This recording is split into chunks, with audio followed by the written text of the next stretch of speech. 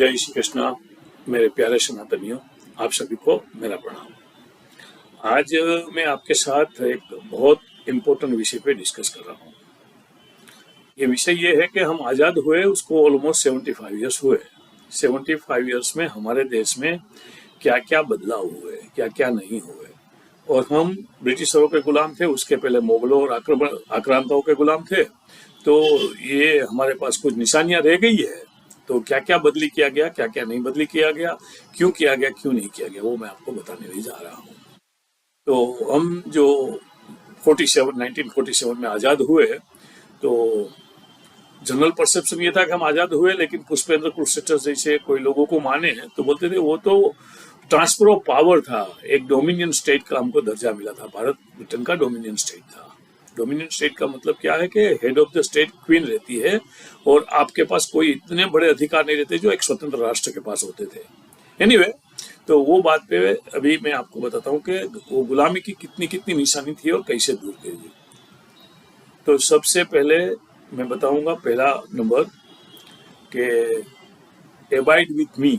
वो queen Elizabeth two जब भी था शादी उसका, तो उसके साथ ये गाना गाया जाता था। वो हमारे भारत में लाया गया 1950 से लेके 2022 तक। हमारी आज़ादी की जो परेड होती थी 26 जनवरी को दूसरे बड़े प्रसंगों पे, तो ये गाना बजाया जाता था। हमारे क्वीन के साथ क्या रह गया? हमारा कुछ भी नहीं रह गया। हाँ, हम तो आज़ाद मुल्क है, हम आज़ाद राष्ट्र है, तो हमारा तो आज़ादी। तो मोदी जी ने ये हटा के 26 जनवरी 2022 में ए मेरे वतन के लोगों बजाया। जब ये गाना बजता था कितना अच्छा लगा।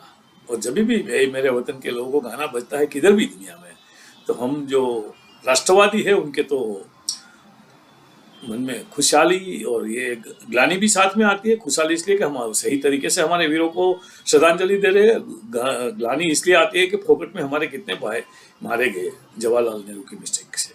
तो ये हटा के कर दिया, तो ये बहुत था पहला वाला। दूसरा वाला, भारतीय नौसेना, जो हमारी एक सेना के 3 हिस्से होते हैं, भूमि दल, वायुदल और नौका सेना। तो नौका सेना का जो एक सिंबल होता है, पताका होती है, पताके में चर्च का क्रॉस हुआ करता था। ये चर्च का क्रॉस मोदी जी ने हटवा के उधर हमारा राष्ट्रीय प्रतीक जो अष्टकोण एक ढाल है उसको लगाया। और इसके नीचे नौसेना का आदर्श वाक्य है सम नो वर्ण, जिसका अर्थ है समुद्र देवता के वर्ण हमारे लिए शुभ हो। और राष्ट्रीय प्रतीक चारों ओर सुनहरी सीमा छत्रपति शिवाजी महाराज की मुहर से प्रेरित है। और शिवाजी महाराज की जो नौसेना थी उस टाइम की बहुत पावरफुल नौसेना थी। उनके सेनापति थे कान्होजी आंग्रे। वो बहुत हमारे जो दरिया था कंट्रोल करते थे। ये चाचिया थे, पायरेट थे, उनसे हमें आज़ाद रखते थे। और बाहर के आक्रमणकारियों के सामने भी वो बहुत जोर से लड़ते थे। तो वो लगाया गया। नंबर 3, जो राजपथ हुआ करता था दिल्ली में, बड़े लोग चाव से बोलते थे राजपथ। राजपथ क्या है? राजपथ का अगर इंग्लिश ट्रांसलेशन किया जाए तो किंग्सवे है। किंग्सवे क्यों? तो पंचम जॉर्ज जब इधर आया था तो मेरे ख्याल से उसको ऑनर करने के लिए ये रास्ते का नाम किंग्सवे रखा गया था। फिर आज़ादी के बाद उसका ट्रांसलेट करके राजपथ रखा गया। ठीक है, हम तो प्रजातंत्र देश है, राज के साथ हमारा कोई महत्व नहीं, मतलब नहीं है अभी, तो हम क्यों राजपथ रखे? तो मोदी जी ने वो बदल के राजपथ का नाम कर्तव्य पथ रख दिया। क्योंकि जो आज की तारीख में डेमोक्रेसी में तो जो सरकारें होती है, प्राइम मिनिस्टर होते हैं, प्रेसिडेंट होते हैं, वो सब जनता के सेवक है, तो उसका कर्तव्य करते हैं। तो कर्तव्य करने के लिए वो रास्ते का नाम कर्तव्य पथ रखा गया। ये बात है। चौथा, इंडिया गेट पे आज जो सुभाष चंद्र बोस की आप प्रतिमा देख रहे थे, हम देख रहे हो, सॉरी नहीं देख रहे थे, देख रहे हो, तो वो सुभाष चंद्र बोस की प्रतिमा लगाई गई मोदी जी और मोदी गवर्नमेंट द्वारा। 1968 तक तो उधर पंचम जॉर्ज की मूर्ति रहा करती थी, वो 1968 में हटा दी गई और उसकी जगह में ज्योति जलती थी। फिर मोदी जी ने वो ज्योति की जगह में सुभाष चंद्र बोस की प्रतिमा 28 फुट लंबी प्रतिमा लगा दी। धन्यवाद मोदी जी आपका और सुभाष चंद्र जी को। सही मायने में, मैंने एक्चुअली तो उसको जो ऑनर मिलना चाहिए मिला ही नहीं कभी, क्योंकि मेरे हिसाब से तो वही अपने देश के सबसे पहले प्रधानमंत्री थे। आज़ाद हिंद फौज की सेना की थी, उसने अपना ध्वज बनाया था, सबनी करेंसी थी सब। लेकिन नेहरू जी के पॉलिटिक्स के चलते हुए उनको इतना इम्पोर्टेंट कुछ दिया नहीं गया, लेकिन अभी उनको मिल रहा है। धन्यवाद। पांचवा, 2019 तक हमारा जो बजट आता था तो बजट ब्रीफकेस में, जो ब्रिटिश गुलामी की निशानी थी वो ब्रीफकेस में लाया जाता था और ब्रीफकेस खोल के बजट पेश किया जाता था। भला हो मोदी जी का और निर्मला सीतारामन जी का। निर्मला सीतारामन जी हमारी फाइनेंस मिनिस्टर है। ये दफा वो बजट लेके आई तो उसने वही खाता में लेके आई, वही खाता जो हमारी भारतीयता की निशानी है। छठा है, अंडमान निकोबार हमारे बहुत महत्व के आइलैंड है, वो कई सालों से हमारे पास है। तो उसमें 3 द्वीप थे, 3 द्वीप के नाम थे अंग्रेजों के, कोई कमांडर थे, कोई सेनापति था, कोई क्या था उसके नाम पे था, तो उसके नाम पे रखा गया था। मोदी जी ने वो बदल के, एक रोस आइलैंड था उसका नाम सुभाष चंद्र बोस के नाम से बोस आइलैंड रखा गया। दूसरा आइलैंड था जनरल जेम्स मिल के नाम पे रखा गया था, तो उसका नाम शहीद द्वीप कर दिया गया। और तीसरा आइलैंड था हेवलॉक द्वीप। हेवलॉक द्वीप एक ब्रिटिश जनरल था हेनरी हेवलॉक, उसके नाम पे रखा गया था। अब वो स्वराज द्वीप कहा जाता है। तो ये तीनों आइलैंड को अभी हमारी पहचान दी गई है।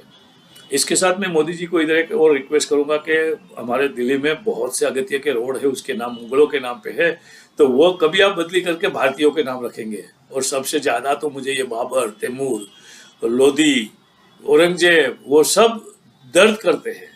वो आक्रांता थे, उसने हमारा तो भला किया ही नहीं, हमारे कितने करोड़ों लोगों को मार डाला और धर्मांतर करवाया बड़जबरी। तो वो आप कभी कर रहे हैं मोदी जी, सुनिए और जल्दी करिए प्लीज। सातवां और बहुत इंपॉर्टेंट है, दीक्षांत समारोह, यानी जो हमारे स्टूडेंट है, हमारे राष्ट्र का भविष्य है, उसका जब भी ग्रेजुएट सेरेमनी होता था, यानी ग्रेजुएट होने के बाद उसको एक पदवी दी जाती थी, तभी उनको ये ब्रिटिशरों की निशानी टोपी, एक पर्टिकुलर शेप की टोपी होती है, वो पहनाई जाती थी और गाउन पहनाया जाता था। आज उसकी जगह में बदल के हमारा भारतीय पोशाक में वो पदवी दान हो रहा है। और बहुत सी यूजीसी और यूनिवर्सिटी की जब ये होती है तो पदवीदान समारोह में भारतीय पोशाक में दी जाती है। अभी ब्रिटिश पोशाक निकलने लगा है, ऑलमोस्ट निकल गया, ऐसा समझिए। तो ये सब के लिए मोदी जी आपका धन्यवाद, बहुत बहुत आपने अच्छा काम किया है। इसके साथ मेरी एक दूसरी रिक्वेस्ट है, लास्ट में अगर आप कर सकेंगे तो आप तो तो आप तो कैपेबल है, आप कुछ भी कर सकते हो, लेकिन अभी क्या मोदी जी मैं बोलूँ आपको, तो अभी हम लोग एक दूसरे को मिलते हैं किधर भी तो गुड मॉर्निंग, हाय, हेलो, व्हाट्सएप, ऐसा सब बोलते हैं। तो उसकी जगह में अगर हम लोग जय श्री राम, जय श्री कृष्णा, भारत माता की जय या जय हिंद बोले तो कितना अच्छा लगेगा। मैं तो कोशिश करता हूँ कि यही जय श्री कृष्णा या जय श्री राम से शुरुआत करें मेरा दिन और एंड भी हो जाए। कभी कभी मैं भूलता हूँ तो कोई से लोग होते हैं उनको मैं थोड़ा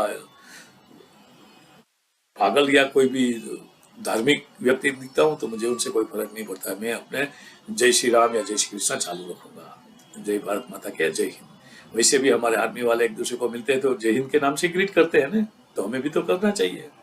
और मोदी जी दूसरा एक क्लास में, भले वो गुलामी की निशानी नहीं था, लेकिन हमारे भारतीय संस्कृति का बहुत अच्छी निशानी है कि योगा को आपने विश्व प्रसिद्ध किया। पूरे विश्व में आज योगा किया जाता है। तो ये सब के लिए मोदी जी आपका धन्यवाद। तो आपका खूब खूब धन्यवाद मोदी जी, ये सब करने के लिए। भारत का गौरव धीरे धीरे आप वापिस लेके आ रहे हैं। मित्रों, आशा है कि आपको ये वीडियो पसंद आएंगे। पसंद आए तो उसको शेयर करना, लाइक करना, दूसरे लोगों को बताना इसके बारे में। इसमें हम जितनी भारत माता की, सनातन की सेवा कर सके इतनी हमें सबको करनी चाहिए। मुझे क्रेडिट मत देना, लेकिन ये वीडियो को जरूर शेयर करना। आपका खूब खूब धन्यवाद।